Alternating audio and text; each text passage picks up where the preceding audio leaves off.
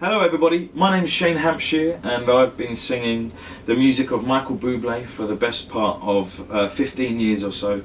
And when I was 19, 11 years ago, I got a phone call from Universal Records asking me to be their Michael Bublé sound-alike for an album called You Raise Me Up 2008, and it had some huge names on it, some big names, and I actually got in the paper for being part of this album because I also auditioned for X Factor when I was 16 years old, and Simon Cowell said not even a magician could make me sing. Off the back of this sort of endorsement from Universal Records, I got some publicity, and ever since then I've had a very luscious career, and I've been very lucky and had some great work. Like right now, for instance, I'm on a cruise ship. This is the Norwegian Spirit, which is a very nice cruise ship. You should definitely visit this ship someday. Michael Bublé brought out a new album towards the end of last year, 2018. I'm here to review it for you if you're interested. I know a lot about Michael Bublé. I've studied his vocals and his technique, his performance, and his career for many years now. And I did actually do a review of his music video for When I Fall in Love on my YouTube, so I'll put a link for that towards the end of the video. The album actually starts with that song, When I Fall in Love, so let's have a listen once again and see what we think of Michael Bublé's When I Fall in Love. I remember as soon as the strings started thinking that it was very similar to the Nat King Cole version of this song, and whilst agreeing with anyone who thinks that you can't beat the Nat King Cole version, I always wonder why the likes of Michael Bublé can't have something that's entirely his own. When I fall, with the arrangers and resources he has, let's get a little more imaginative. in a restless world.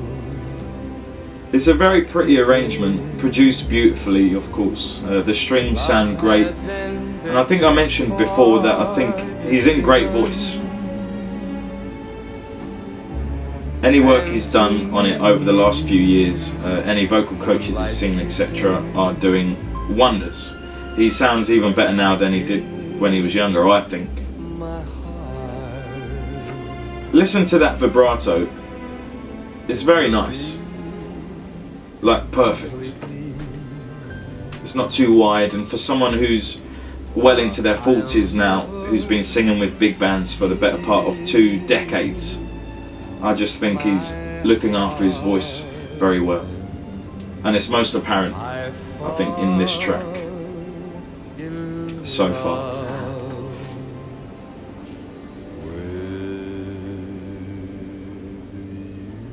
Well, here's the first song to get really excited about, I Only Have Eyes for You. It's a real swinger, and at this mid-tempo, it can really swing, so let's listen.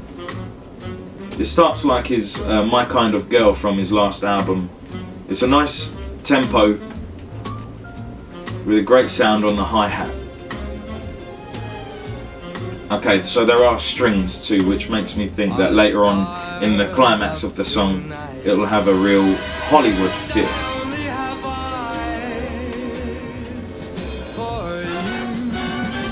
Here we go.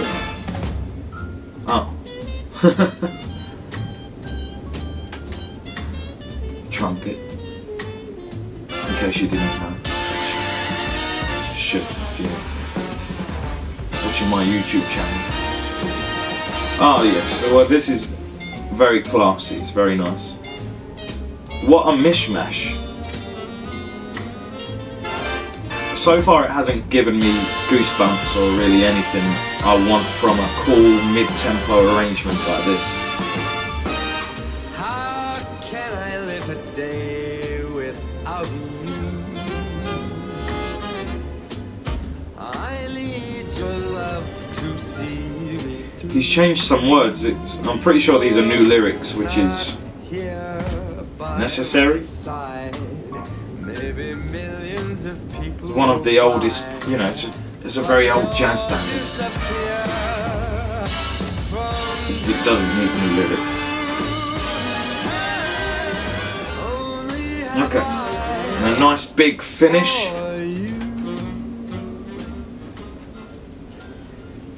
No, a fade out. Did anything particularly interesting happen in that arrangement? No.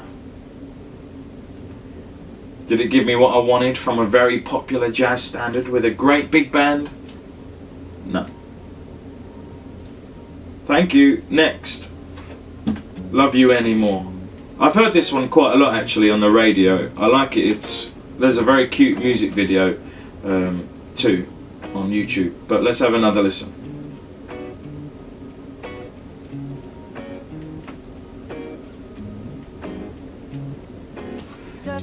Yeah, I think it's mainly a couple of guitars and like understated bass, his vocals, and a subtle synth sound for the most part. Just because I never took your picture of my phone doesn't mean you're still on my mind.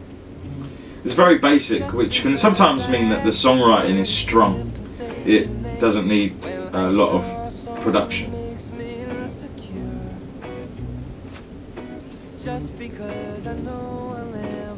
Yeah, it's a nice song. Would be very easy for anyone to cover. It's not particularly challenging on the vocals. It's like the song has started and then a few minutes went by and that's it. It was harmless, like some nice lyrics and a nice melody. Let's keep going. La Vie en Rose featuring Cecile McLaurin-Savant. Now, I'm a big fan of Cecile's actually. I've heard some of her stuff before and she's brilliant. This is quite a challenging song. The melody sounds simple but it takes a couple of tricky turns. The most popular version of this song in recent times is probably Lady Gaga's in A Star Is Born. But let's listen to Bublé's version and see if we like it.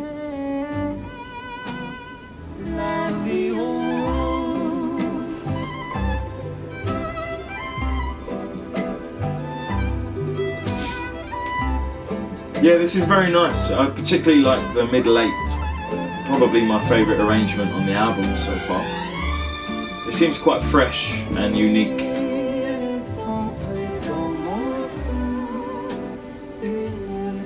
The duet aspect of it brings a nice and renewed sense of romance. I liked that one, but I'm still looking for a big band arrangement that rivals Feeling Good, Cry Me a River, and you know, his older stuff like that. My Funny Valentine. Oh well, this could be the one. Let's do it.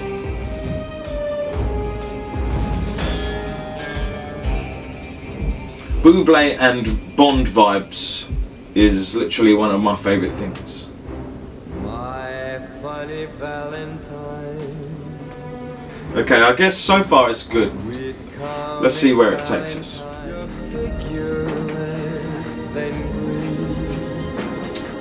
A choir. This is going to be huge. When you open it to ooh. It's getting big, yeah.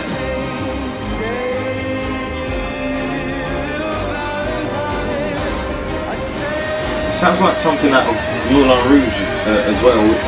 We're just missing Jim Broadbent and an aerial routine.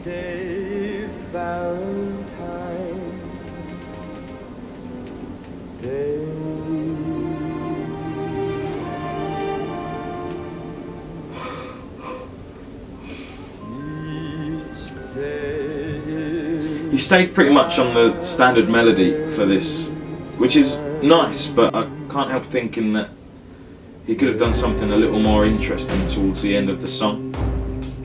Also, it didn't go anywhere near as big as I thought. In my view, it's nowhere near as striking as his previous like epic big band orchestral recordings.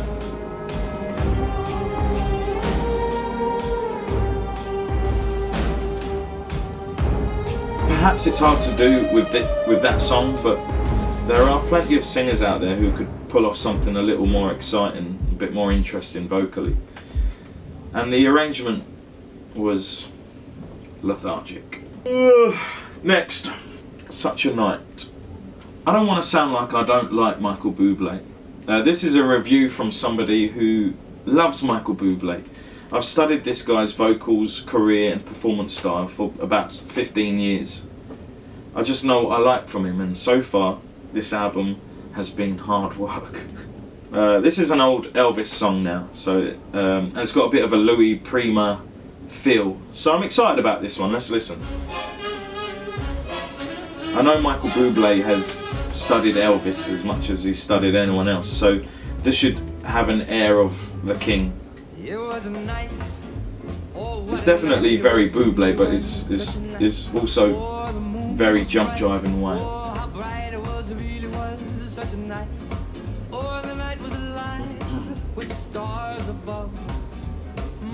Yeah, the album needed this to pick it up a little. They obviously thought about that when putting it together, but this album really needed this arrangement. The only shame for me is that as a big band singer, I want the mid-tempo swingers to have the same quality as this arrangement. This tune gives me what I want from this type of song. It's fine with just a sort of rhythm section normally, but to have a big band playing on it is just sheer luxury for a rock and roll-esque tune. I think that putting a big band on a rock and roll tune or jump jive track is a bit of a cop-out. What I mean is it's already going to be upbeat, fun and a bit of a pick-me-up. What I want to hear from the latest Buble album is something that really swings. Singing a rock and roll tune, it's fine, isn't it? But it's not incredible. It's fun,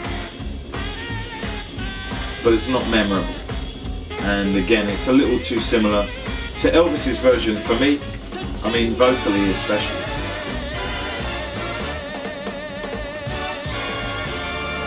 Some of my favourite Michael Bublé tunes have been his original songs. My favourite to date is I Got It Easy from his album To Be Loved, which came out a few years ago. I think it's track 13 on the album. It's brilliant. So let's hear a new one from the man himself.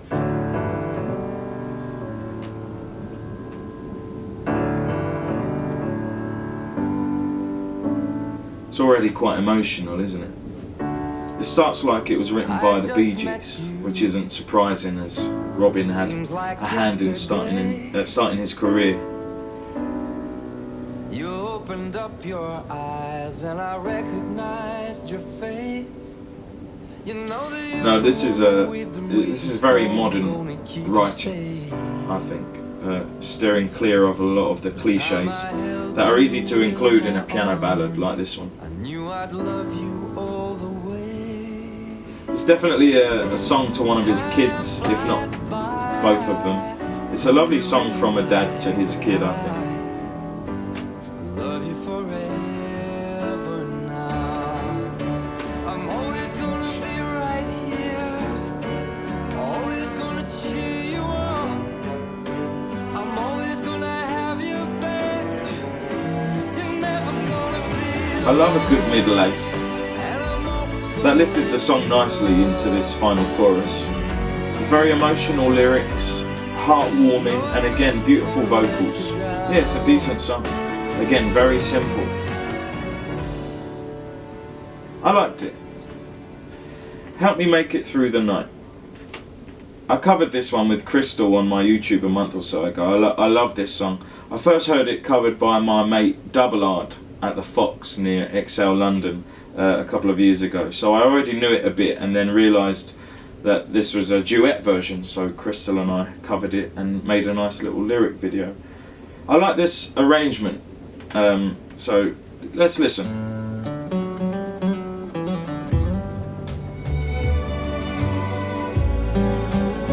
Yeah, I like this arrangement and the feel of it. There's a slight Latin flavour, especially from the trumpets in the middle eight. Like the shadow on the wall. Lauren Allred of The Greatest Showman fame complements his voice in this recording very tastefully. The vocal arrangement is beautiful, actually.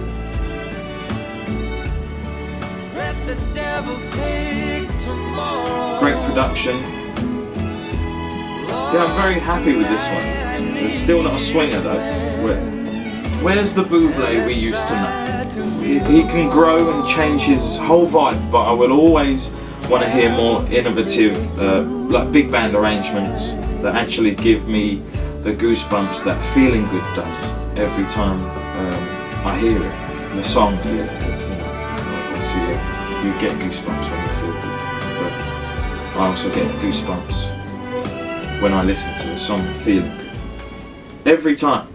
Unforgettable. Here we go. Unforgettable.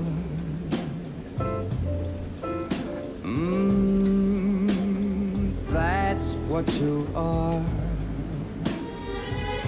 I'm already feeling like this track might be forgettable. Unforgettable, unforgettable too.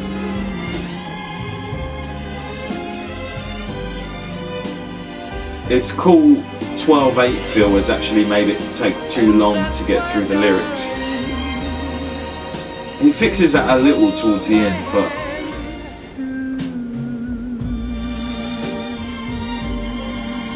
I have no desire to listen to his version of that song again. When You're Smiling. When you're smiling. Oh, I love this song, and it starts so well. The whole world, it smiles with you. Yeah, it starts so well, it's got a great tempo, and I love the build-up that's about to happen here, going into the band moment.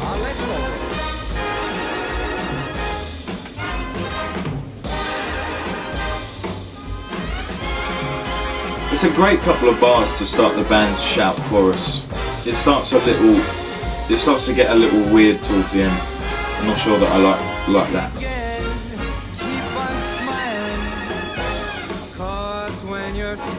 It sounds like it's getting to the end of the song, but it still has about a minute and a half left. What are they gonna do? Oh, it's a breakdown. Right. The whole world smiles with you. When you're laughing. Where's the energy gone? When you're laughing, you'll get through somehow. The sun comes shining through. When I'm with you. The whole world, it smiles with you. Okay, it's ended now, and it was close. It lost energy towards the end, and then it got it back. And then he went for a classy ending. He went down at the end. I don't really know why. I haven't heard him really go for it on this album yet. The arrangement, I haven't heard the big band being showcased properly yet either. Pull your socks up, everyone. Where or when? Now, I've heard this one before, and I'm not even going to play it. I didn't enjoy this one. I see what he's trying to do. If you've heard any musical theatre showstoppers or Frank Sinatra sing I Have Dreamed from The King and I, then you'll probably recognise the style of this arrangement. It's just that the lyrics do not go with the intended overall effect of this recording. He's shouting his head off at the end about not being able to remember where or when he's met somebody. This is not a song to slow down and make romantic. It's a swinging, cheeky little song about knowing that you've had something with someone, but perhaps you've blocked it out, or it was a long time ago. But it's not the most straightforward to understand lyrically. It's just a bit strange. But I know that it is nowhere near being a slow, romantic song that catches somebody's heart. And his delivery and the arrangement is all wrong for what is in the lyrics. It's just wrong. Great vocals though. When You're Not Here. Okay, we're getting to the end of the album.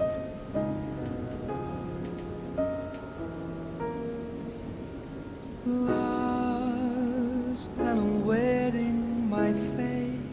I wander, far from your shelter, Beautiful. far from your love, just like a long.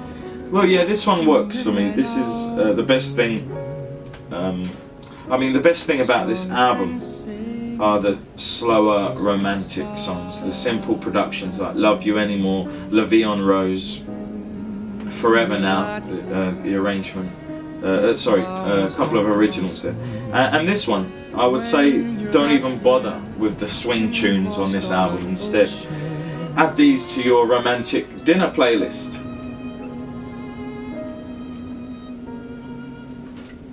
Okay.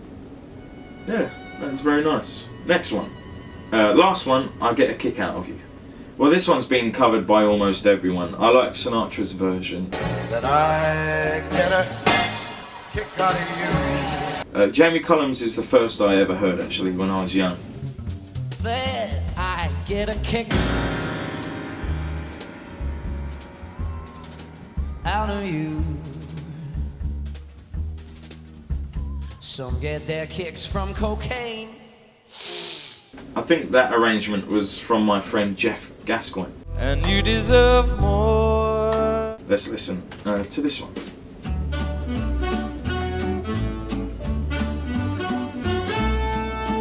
I get no kick from champagne. Flying too high with some girl in the sky. Is my We're halfway through, and so far it's great. The band mid-late is coming up. Let's go for it.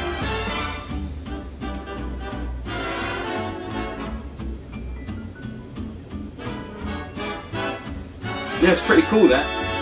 Enjoying the strings in with the big band on this one as well. When I first heard this, I didn't like it. I didn't think it was great, but it is good.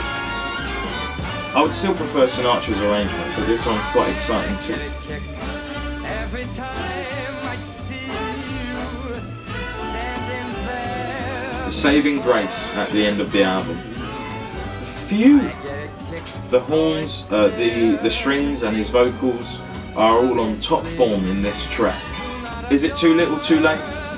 Maybe, but nowadays everyone listens to the songs they want, they don't listen to the whole album necessarily. So we can take what we want from this album. There were some very nice romantic moments and a couple of up-tempo flourishes. And that's it. I hope you enjoyed my scathing review of this album, and if you agree or disagree with anything I've said about this album, then comment below. I'm looking forward to the next album, whenever that may be. Let's hope there are some more golden big band moments like the last track, or even better. My name's Shane Hampsheir. I'll see you in the next video, like this one. Feel free to subscribe to this channel, Shane Hampsheir TV, and thanks for watching. I'll see you soon.